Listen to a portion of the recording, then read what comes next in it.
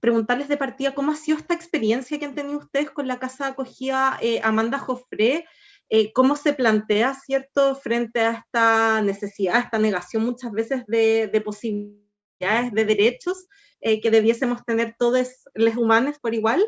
Y también cómo, un poco si nos puedes contar cómo se ha visto afectada también el quehacer de la casa de acogida a partir de la pandemia, cómo se les ha posibilitado seguir como, con su función que es fundamental, ¿cierto?, para toda la población, si nos puedes ir comentando. Bueno, primero decirte que la casa trans Amanda Jofré tuvo que cerrar sus puertas a principios de este año, porque la verdad que cuando vino bueno, tanto en el estallido social como la pandemia nos perjudicó mucho, porque nosotros somos sindicatos de trabajadoras sexuales y ustedes saben que la única inclusión laboral que ha habido para nosotras ha sido el trabajo sexual. Entonces, la mayoría de las compañeras tienen que estar trabajando con su cuerpo diariamente para poder subsistir. Entonces, imagínate en el estallido social, porque los clientes son esos pater familias del barrio alto, no bajaban al centro, donde están las chiquillas. Entonces, después con la pandemia lo mismo, que nadie quería tocar a nadie. Entonces, finalmente estos dos fenómenos que no han salido en ninguna parte, hicieron que nuestra población se viera muy fuerte vulnerada. Entonces, lo que nosotros hicimos finalmente con todo el presupuesto que teníamos en base también a proyectos que vamos gestionando, la tuvimos que destinar a la donación de mercadería, de útiles de aseo, de bonos también de arriendo para compañeras que rápidamente la empezaron a echar todas de los departamentos, casas donde vivían. Terminaron viviendo 20, 30 en casas, departamentos pequeños. Entonces, finalmente tuvimos que cerrar. Independientemente de eso, la solicitud que yo te decía, bienes nacionales, es anterior. Y finalmente pensamos que con este argumento nos apoyaron algunas personas también de la política más dura, pero finalmente son tantos los prejuicios que existen en contra de nuestra población que me imagino que sobre todo un gobierno conservador como este debe pensar que un sindicato de trabajadoras sexuales está pidiendo una casa en comodato para hacer una casa de Wi-Fi, ¿me entendí? Y no sabe que en el fondo lo que nosotros hacemos como organización y como activistas es poder estar haciendo comunidad de resistencia frente a un sistema de opresión estructural hacia nosotras, y que no es solamente de hoy día, sino que ha sido histórico. Porque esta concepción de familia, esta concepción del sexo género, esta concepción del binarismo de género, se instaló en el proceso de colonización. Y por lo tanto, ya que estaban hablando un poco de interseccionalidad, esas son las variables que nosotras hemos tenido que sortear y que se van acumulando en nuestras cuerpos. Imagínate las compañeras que están ahora acá en Chile, que son migrantes, que están racializadas, son las que más mal lo pasan. También la compañera Samantha lo decía, esto no pasa con la gente del barrio alto, porque finalmente allí está el dinero y ahí está la gente que ha usufructuado de nuestras cuerpos también históricamente. Porque finalmente si nosotras estamos fuera del trabajo, eso no significa que no produzcamos, porque finalmente aquellas familias, aquellos hombres heterosexuales son nuestros clientes al final del día.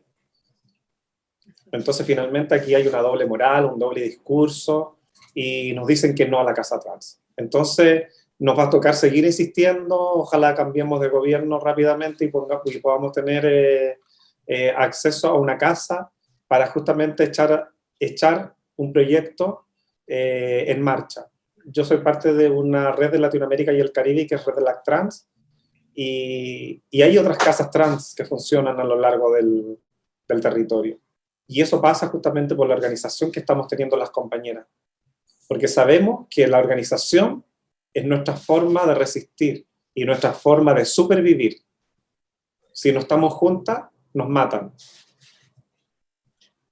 Perfecto, sí, comparto, es indignante ver cómo se ve muchas veces de forma parcial, claro, y se pasa estigmatizando, ¿cierto?, a las compañeras, por ejemplo, trabajadoras sexuales, y cómo se van finalmente negando estos derechos básicos, la dignidad de tener cosas diarias, como un hogar al que llegar, como una red de protección, como esta especie de familia de amor de la que hablaba Samantha. O sea, simplemente no quedas al margen solamente, sino que quedas invisibilizado. Acá nuevamente invitar también a Samantha o a María José si es que quieren comentar algo de la experiencia que nos relataba recién Anastasia, y también después me gustaría preguntar, si bien sabemos que la casa está en pausa en este momento, saber bien cómo se han mantenido esas redes entre ustedes. Así que damos el espacio primero para que lo comentemos y ahí vamos cerrando un poquito con lo que nos puede contar Anastasia. Fíjate que en México, afortunadamente, ya comenzamos a tener por parte del gobierno casas para mujer trans que trabajan en la calle. Ya hay 3 casas en la Ciudad de México que el gobierno ha facilitado para que las mujeres trans, inclusive hay otra casa para los chavos de la calle que también trabajan en la calle y tengan también un lugar donde vivir. Así es que en eso hemos avanzado un poco en México, además de que dentro de las leyes está legalizado el trabajo sexual. Así es que no pueden detenernos por trabajar en la calle sexualmente, ni a hombres, ni a mujeres trans, ni a hombres trans. Cuando menos en eso hemos avanzado para tener esa ventaja. Y si ya ahorita hay 3 casas para que la mujer trans viva, ellas las mantienen, por supuesto, la casa se las da el gobierno, pero el tránsito, la comida, la limpieza, todo, lo único que no pagan es renta porque están viviendo allí, pero de parte del gobierno inclusive el presidente ha declarado en televisión, ¿no?, el apoyo, la ayuda, la protección a la mujer, que es muy importante para él, pero incluye también a la mujer trans. Así es que, aunque esto es un principio, porque es cuestión de educación, las minorías siempre vamos a estar en desventaja. Todas las minorías, ¿no? Los indígenas, los inmigrantes, la gente pobre, siempre vamos a estar en desventaja en todo el mundo y en toda la historia. Pero pienso que la unión hace la fuerza. Si hacemos grupos y nos unimos para pelear por nuestros derechos, lo conseguimos. Porque al principio, donde estamos nosotros, los vecinos estaban en contra nuestra, totalmente, ¿no? Y ahora, después de casi 4 años que tenemos allí, el vecino que tenemos a la derecha tiene llaves del lugar para que, ahorita que está cerrado, si yo no puedo ir a abrirle a alguien para una junta, para recibir una donación o algo, el vecino abre la casa para recibir las donaciones. Y la vecina del otro lado, el otro día nos pidió disculpas porque tenemos en la planta de arriba plantas, macetas muy grandes, y nos pidió disculpas diciendo, ay, van a pensar que soy una atrevida, pero las pobrecitas plantas necesitaban regarlas y yo he estado regando las plantas. Así que es cuestión de educación, que la gente vea que así como nosotros respetamos a la sociedad, también pedimos que la sociedad nos respete a nosotros. Eso tiene que ser de respeto mutuo para que sea factible, ¿no? Sí. Muchas gracias, Samantha. Y muchas veces también uno cae también, me imagino, en ese agote de algo que el resto, que quizás la población CICE, pero tiene dado por sentado, ¿cierto? Que sea una lucha constante de tu día a día, sea tu motor. Por una parte sí, lo vemos con mucho orgullo, mucha esperanza, pero también no deja de ser agotador, no deja de indignar, ¿cierto? Muchas veces, ya en los casos más extremos, como nos contaba Anastasia, de ser un poco siempre la última prioridad en la lista, ¿cierto? Te voy a decir un ejemplo maravilloso para mí, maravilloso. Yo vivo en un edificio de 3 pisos.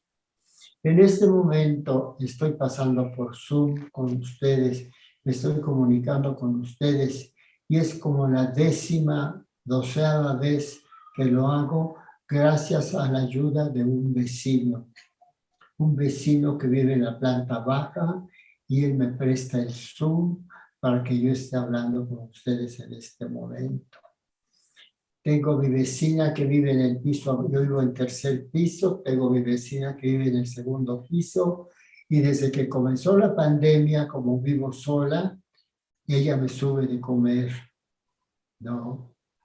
Así es que somos 3 pisos y puedo decirte que el 90 y tantos % somos una gran familia en este edificio.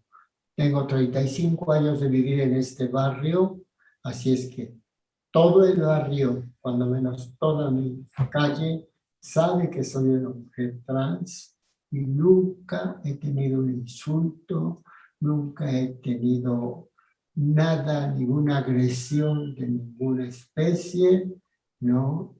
Siempre he sido tratada, si no bien, con indiferencia, ¿no? Sin problema alguno, ¿no? Nunca he tenido un problema.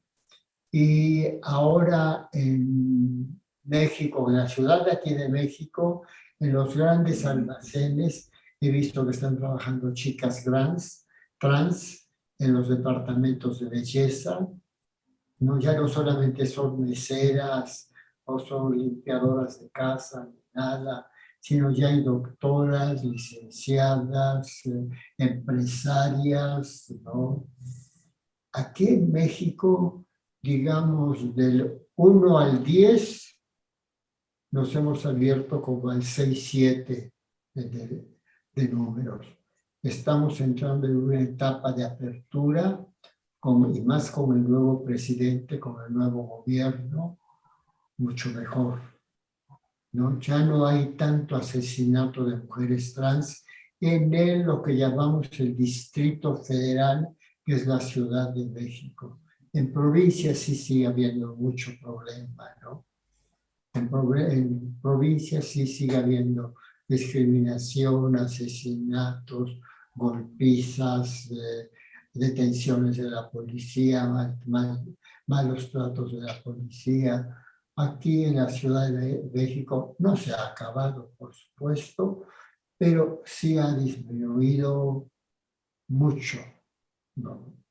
Es decir, casi podemos decir que la mayoría de las mujeres trans vivimos con tranquilidad. Yo siempre he vivido con tranquilidad, yo nunca he tenido ningún problema. Y conozco muchas compañeras trans que no lo han tenido nunca, pero también conozco otras que sí lo han sufrido, de golpes, de insultos, de robos, de la policía, detención de la policía, de golpes de la policía, de violaciones de la policía y todo, porque pienso que somos minoría. La minoría quiere decir que estamos indefensas, ¿no? Y el saber, el hombre que es el que manda, y todos saben que somos indefensas, se aprovecha, porque lo vemos en el trato a las mujeres, como el macho latino trata a las esposas, trata a las novias, trata a las parejas. Lo vemos en toda Latinoamérica, no solamente en México. Y si eso le pasa a ustedes, niñas, mujeres y todo eso, que no debiera ser, estamos en mayor desventaja la mujer trans. Absolutamente. Chicas, no sé si es que a alguien más le gustaría complementar. Aquí nos fuimos por una discusión súper interesante. Me gustó mucho también esa beta de ver también que gracias al amor genuino muchas veces, el amor de los compañeros, los vecinos, la comunidad finalmente que te rodea, también es posible vivir una buena experiencia, que no la va a ser siempre en todos los casos, por supuesto. Me recordó mucho también a este sentido, algo que habla Brigitte Vasallo de como el real poliamor, ¿cierto?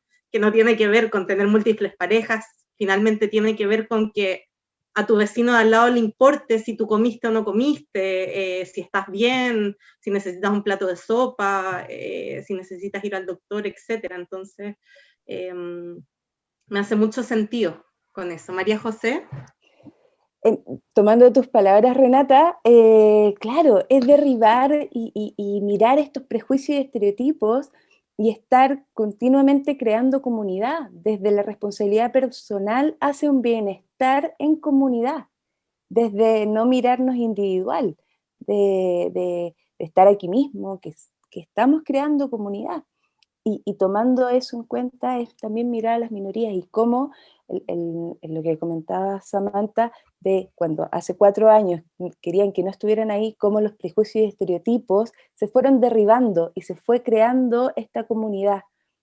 Y es desde el concepto también desde el bienestar, teniendo una responsabilidad personal. Yo me hago cargo de mí misma, pero también estoy pensando en el bienestar del otro. Y ese concepto es súper básico y que de a poco se ha ido creando.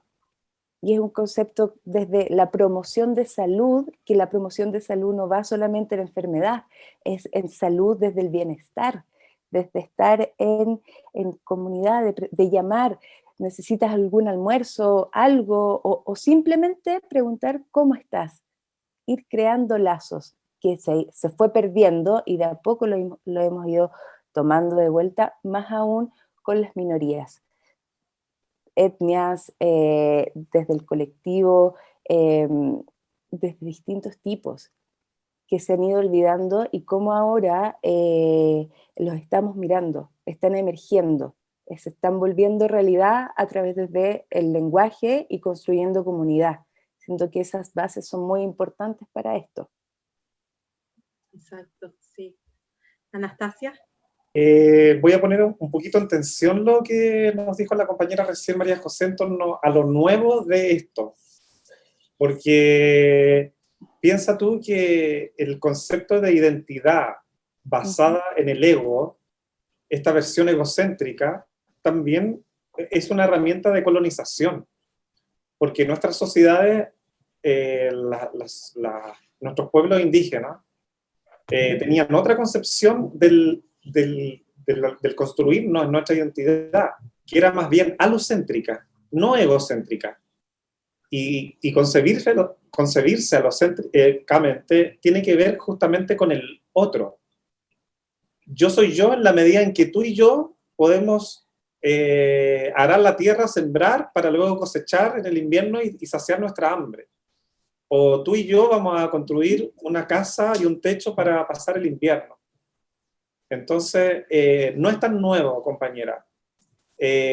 También ese egocentrismo fue instalado en la colonización como una herramienta de dominación ruda y violenta.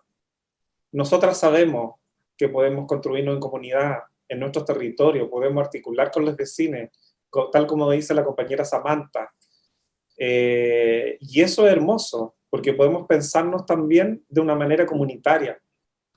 Y en el caso de nosotros, las mujeres trans y travestis, pensar en que tenemos una historia que tenemos que reconstruir.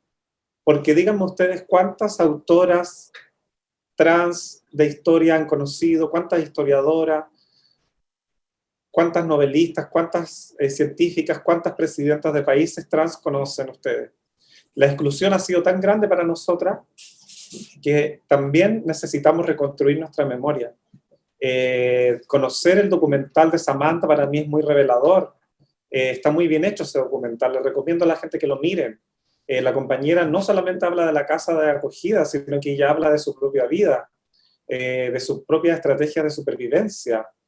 Entonces, finalmente, el ego, dejémoselo a los machitos, dejémoselo a los que quieren competir, dejémoselo a los que quieren ganarse medallas, no sé. Nosotras podemos construirnos de otra manera. Pongamos en práctica la sororidad, hagamos que la sororidad sea un verbo, no simplemente un sustantivo.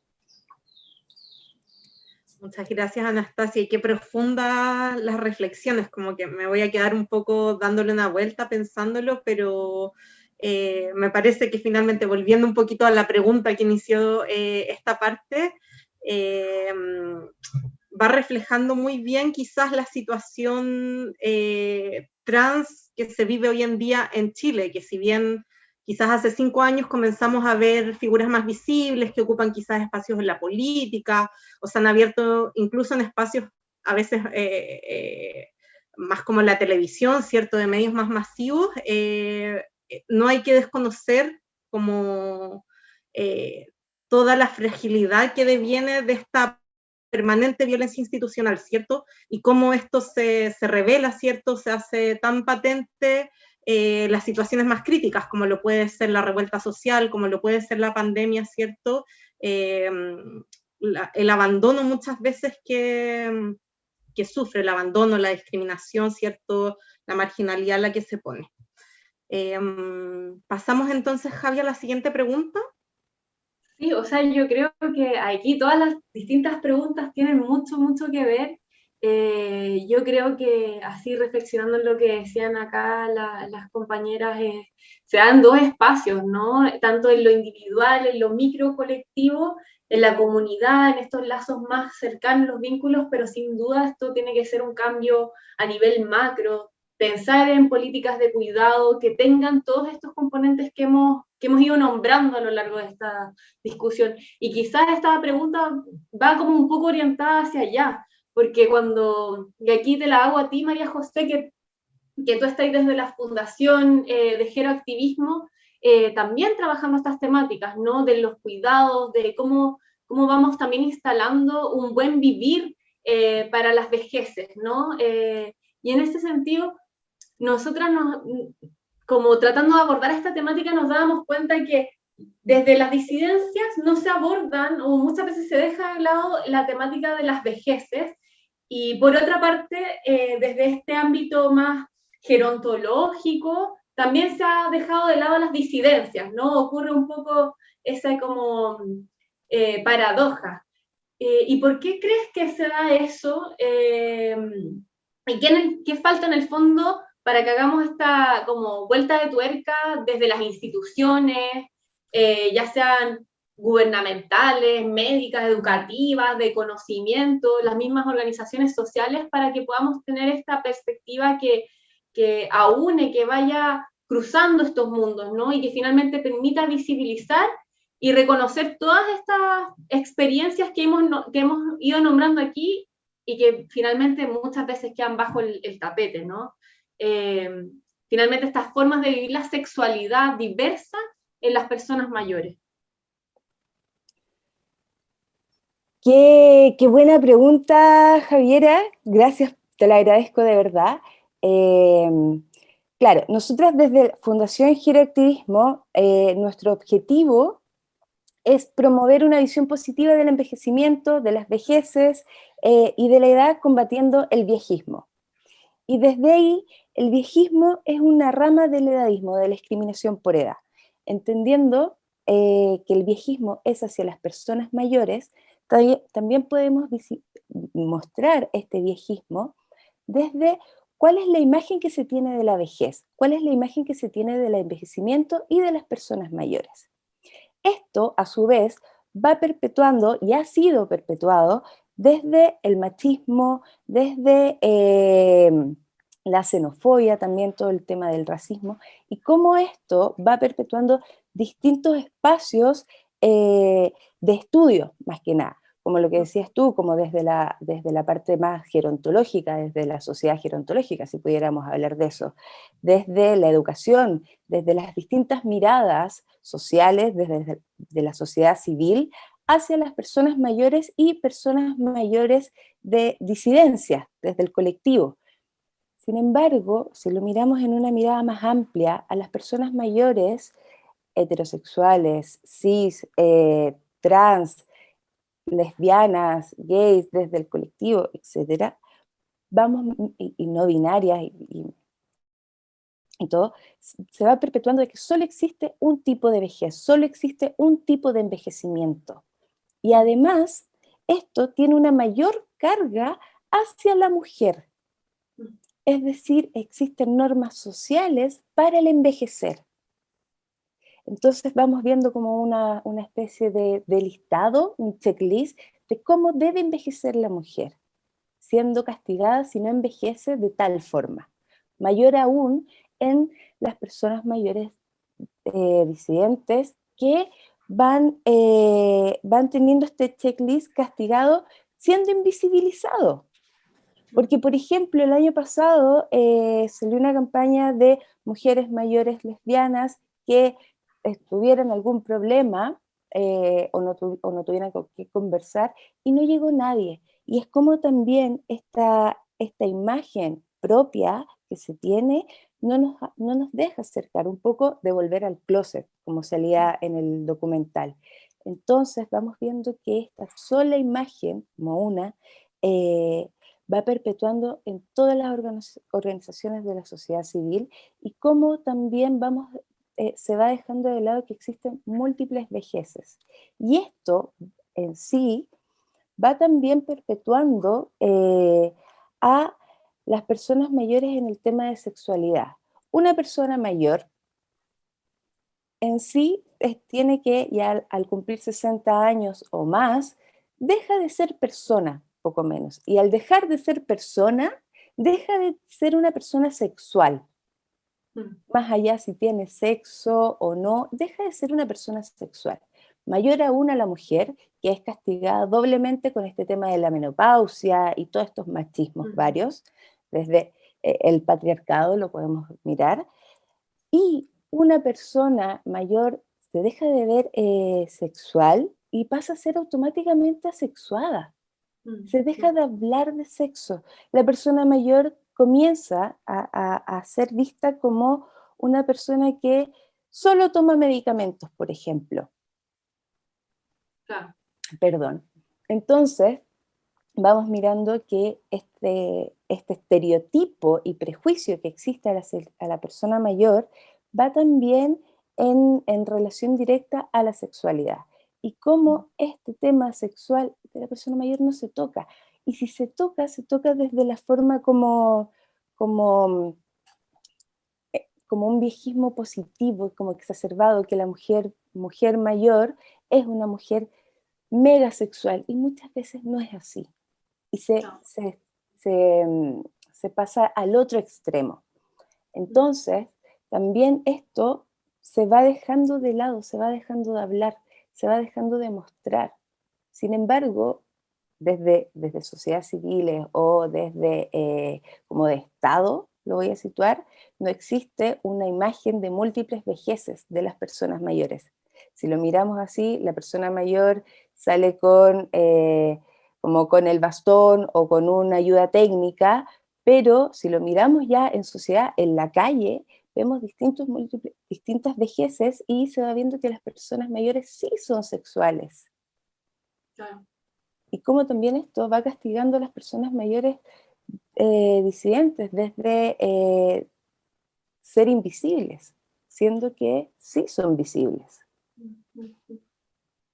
Sí, a mí me parece, además, no solamente como que se les quita este ser sexual, sino que además se va reduciendo la perspectiva de lo que es la sexualidad, porque muchas veces también lo que generalmente se nos dice que es la sexualidad es únicamente este ámbito como de las prácticas sexuales, pero aquí justamente estamos abriendo también todas esas múltiples dimensiones que tienen que ver con la identidad, que tienen que ver con la expresión de género, que tienen que ver con la orientación y también con nuestras prácticas sexuales. pero como que aún todo eso, el tema del deseo, de la identidad, la subjetividad de las personas parece como aún más reducida. ¿Qué creen ahí? Quizás ahí María José, y también le hago la oportunidad que lo pueda complementar Anastasia, Samantha, como qué giro podría darse también desde las instituciones y nuestras propias organizaciones, nosotras mismas, para ir dando a conocer estas experiencias, como cómo podríamos hacer ese cambio de switch.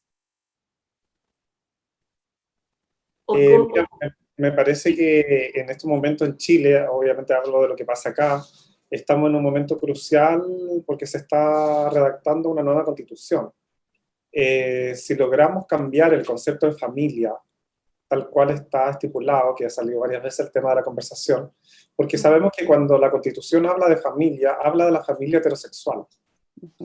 Y hay que pensar que en el fondo, en ese concepto de familia heterosexual es donde se esconden la mayor cantidad de perversiones, aberraciones, violaciones, abusos, acoso, etc.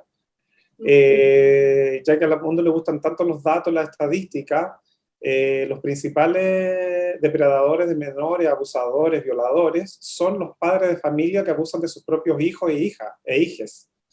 Entonces, y de ahí bueno, sigue en la estadística todos los familiares directos, o sea, tíos, primos, hermanos, abuelos, etc.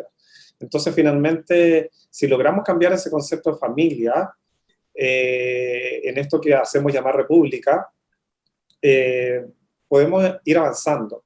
Porque finalmente esa familia, cuando se produce la concepción y qué sé yo, y se espera a un hijo o un hije, las personas no están esperando a un hije, no están esperando a una travesti, no están esperando a una lesbiana, no están esperando a un cola, están esperando a un heterosexual.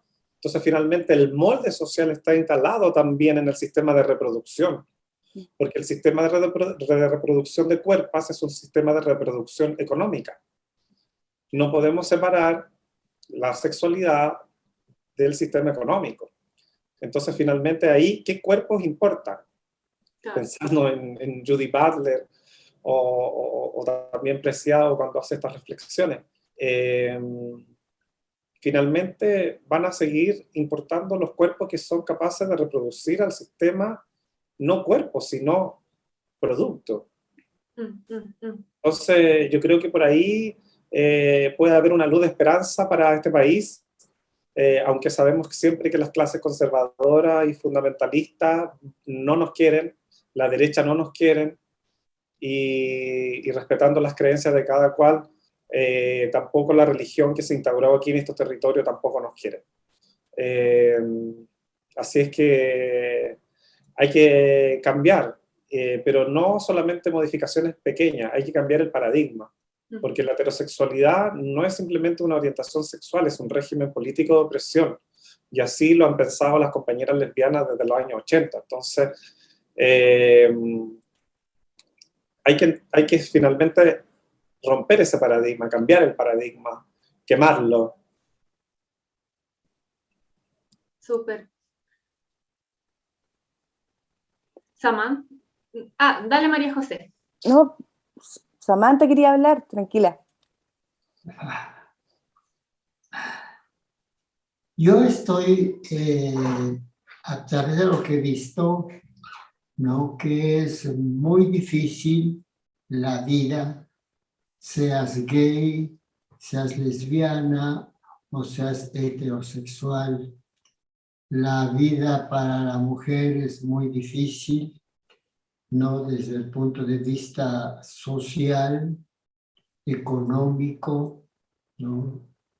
Pero también lo es para el hombre, ¿no?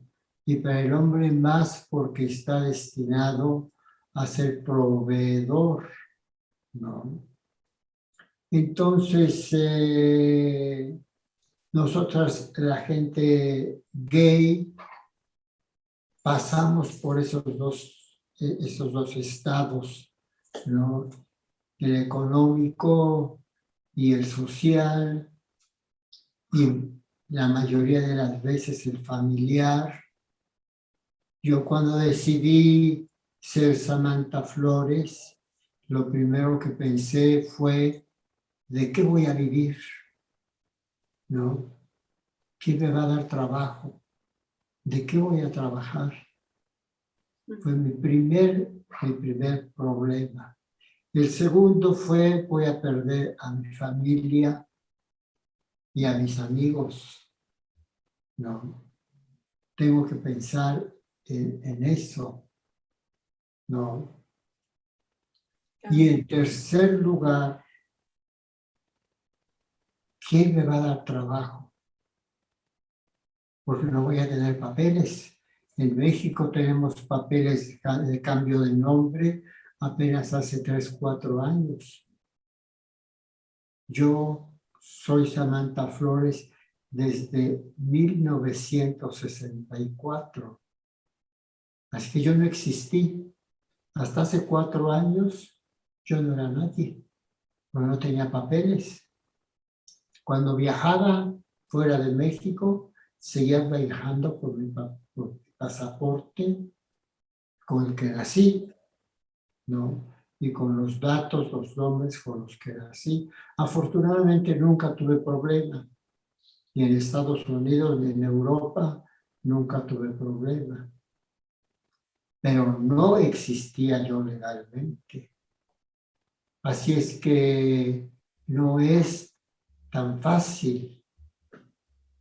Pero para la mujer también es muy difícil, si no te casas enamorada, comenzar a pensar de tus pretendientes, a cuál vas a aceptar, al rico, al agradable, al social, ¿no? Igual le pasa al hombre, ¿no? No es tan fácil, porque muchas veces sabemos perfectamente bien que te casas con el hombre, con tu novio de que estabas enamorada, y al segundo o tercer año te divorcias. Si tienes suerte, sin hijos, pero si no, con hijos, ¿no? Entonces es muy difícil tanto para la mujer como para el hombre, como también para la gente gay, ¿no? Entonces la vida no es tan fácil para el ser humano en general, y esto no es por las leyes actuales, esto no es por cómo se porta la sociedad actualmente, esto es histórico, ¿no? Esto ha sido de décadas, se ha habido históricamente épocas en que ha sido más difícil todavía, ¿no? Como en el medioevo, otras más fácil, como el tiempo de los griegos, los romanos, todo eso. Y yo pienso que en este momento, actualmente, no sé Chile, ¿no? Que es un país tan lindo, pero en México tenemos muchas garantías ahora de parte del gobierno de leyes. Pero ahí viene en contra la cultura del macho, la cultura de la sociedad, de ver mal y todo eso, ¿no? Y seguimos pasando momentos difíciles, sobre todo cuando es uno en la escuela, por ejemplo, primaria, desde primaria, secundaria, preparatoria, la carrera, si es una persona muy afeminada, la pasa uno mejor si uno se vuelve mujer trans que si uno vive como hombre homosexual, ¿no? Y hay que enfrentar todo eso, y eso no va a cambiar porque es cuestión de cultura, no son leyes. En México las leyes nos protegen 100%, pero de la cultura de la sociedad, de la educación de la sociedad, no, del medio en que vivimos, que trabajamos, que todo eso, no hay manera, no. Porque tendría que comenzar la cultura desde que el niño nace, ¿no? Las madres, sobre todo las madres, que son las que nos educan, que debían decir que Hay niños, hay niñas, pero hay niños que no son tan niños y hay niñas que no son tan niñas, ¿no? Porque es de cultura y de cuántos siglos, de toda la vida, desde que toda la historia del ser humano, ¿no? Y eso es lo difícil y es lo que tenemos que enfrentar. Pero en el caso de Anastasia, en el caso mío, que lo asumimos, debemos estar satisfechas de aceptarnos como somos, de amarnos, de querernos como somos. Eso es lo más importante, querernos como ser humano, como lo que somos, para ser felices, ¿no? Exacto, muchas gracias, Samantha. Se nos ha pasado volando un poco el tiempo.